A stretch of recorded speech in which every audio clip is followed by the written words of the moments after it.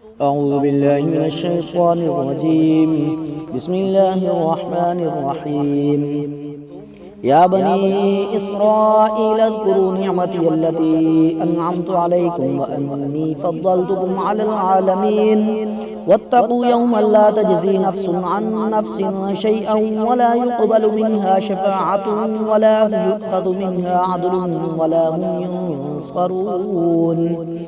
وإذ نجيناكم من آل فرعون يسومونكم سوء العذاب يذبحون أبناءكم ويستحيون نساءكم وفي ذلكم بلاء من ربكم عظيم. وإذ فرقنا بكم البحر فأنجيناكم وأغرقنا آل فرعون وأنتم تنظرون.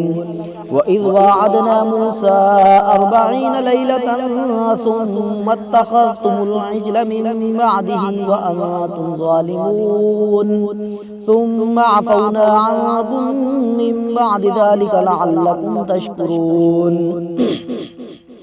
وإذ آتينا موسى الكتاب والفرقان لعلكم تهتدون.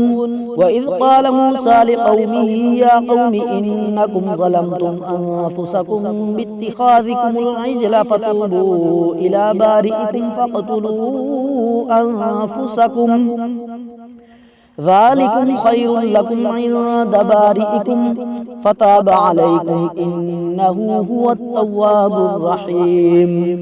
وإذ قلتم يا موسى لن نؤمن لك حتى نرى الله جهرة فأخذتكم الصاعقة وأنتم تنظرون ثم بعثناكم من بعد موتكم لعلكم تشكرون.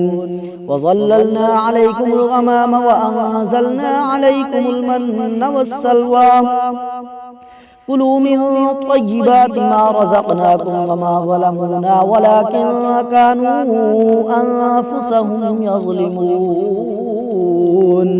وإذ قلنا ادخلوا هذه القرية فكلوا منها حيث شئتم رغدا وادخلوا الباب سجدا وقولوا حطة نغفر لكم خطاياكم وسنزيد المحسنين. فبدل الذين ظلموا قولا غير الذي قيل لهم فأنزلنا على الذين ظلموا رجزا من السماء بما كانوا يفسقون. صدق الله العظيم.